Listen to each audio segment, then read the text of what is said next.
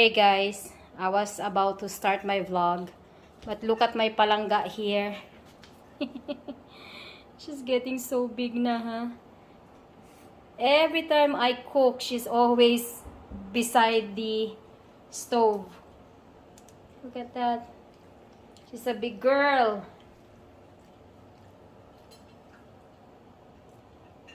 That's Bella. For those of you that doesn't know her, this is our palangga here at home.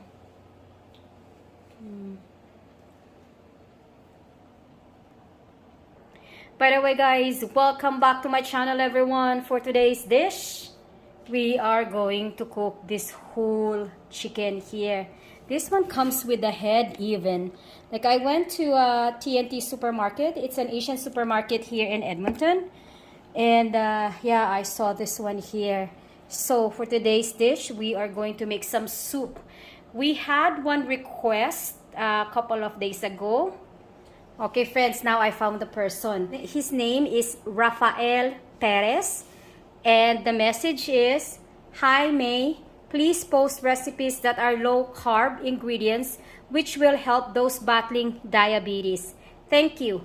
So for you, Mr. Rafael Perez, this is one thing that I could think of, and especially that it's getting cold here in Edmonton right now. I live here in Canada, so I think making this soup is one of the best to have. Let me show you all of my ingredients.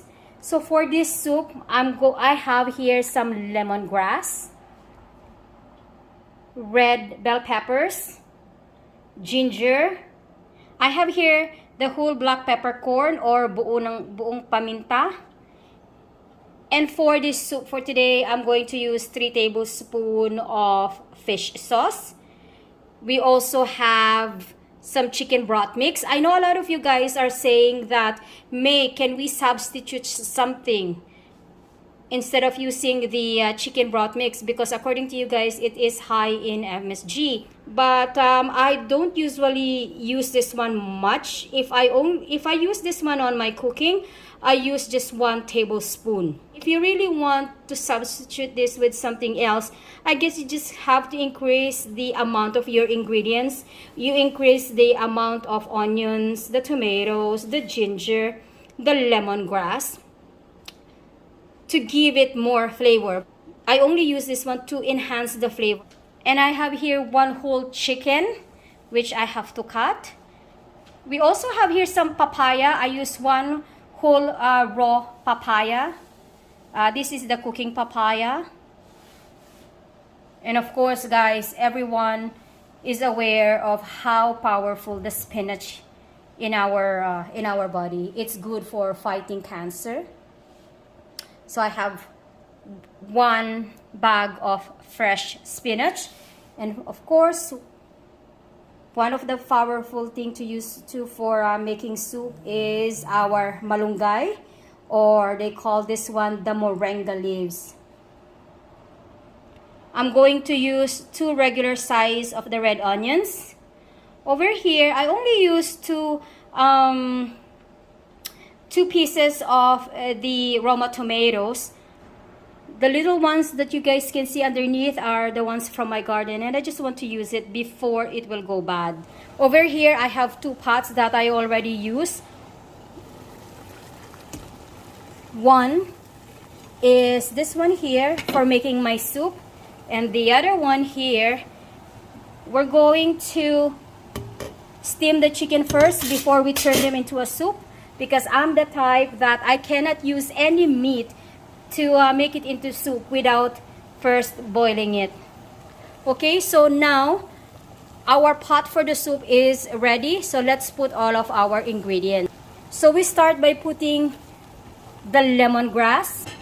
Next, we're going to put our tomatoes. Next, we're going to add our ginger, red onions. There. And we're also going to add our whole black peppercorn or buong paminta. Okay guys, so I'm going to show you guys the next step. On this pot over here, we're going to boil the chicken before we turn them into a soup. And I remove 90% of the skin from this chicken because I don't want my soup to be very oily. This is the native chicken they told me yesterday. So one whole chicken like this, it cost me $27.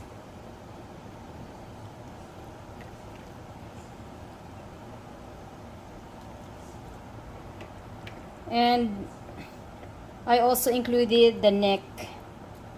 You know, when my dad was leaving, that is his favorite part of the chicken every time I cook this kind. So anyhow, we're just going to let this one boil for like 10 to 15 minutes. As you guys can see, look at that. So we just let this one simmer like that, you know, until the tomato becomes so soft. And yeah, the best soup, guys, especially for cold weather. This is one of the best soup to have with the lemongrass and the ginger and the onions. It helps to fight the colds, the cough and colds, especially if you live here in Canada where September is getting cooler and of course it's flu season. So this is the best soup that you guys can have. So let's cover this one back and then we'll just wait. Guys, we've been boiling this chicken for 20 minutes. Now we're going to transfer the chicken to our broth. So let's take them one by one. Okay, so I'm just gonna transfer them over here and then I will show you guys the next step. Next, we're going to season it with 1 tablespoon of the Knorr broth mix.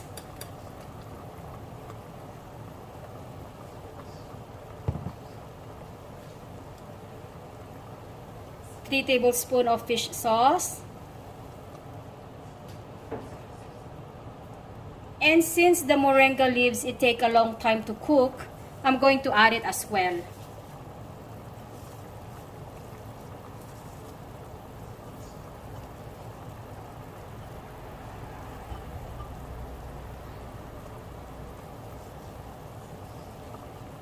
There.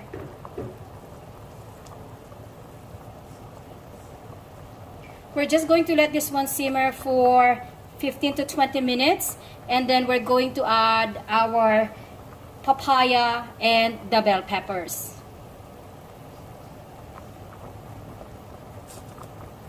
Okay friends, after 20 minutes, let's open. Oh, so good. And it smells so nice, guys. With the lemongrass and the ginger, you guys can really smell it. So we're going to add the bell peppers and our raw papaya. I didn't cut this papaya in half because I just want it to be like that. But if you guys think that it's too long or whatever, yeah, you guys can cut it. So we're just going to let this one simmer again for another 10 minutes. And then that's it, guys. We're going to add our... Look at that. We're going to add our spinach after. Isn't that good, huh? Look at that, you guys.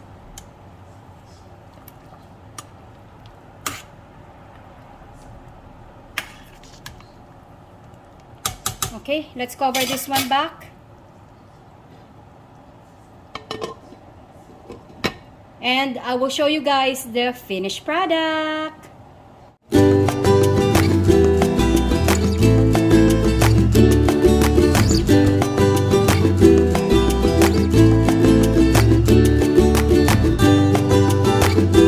Okay friends, this is our finished product.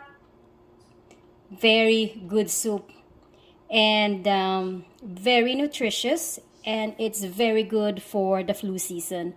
So if you guys like this video, please don't forget to give this video a thumbs up. And also, if you are not subscribed on this channel, please don't forget to subscribe. And guys, please also subscribe on my Princess May's Corner. Okay? Anyhow, thank you guys for watching wherever you are in the world, and may the good Lord bless us all. Thank you guys again for watching, and see you guys on the next video.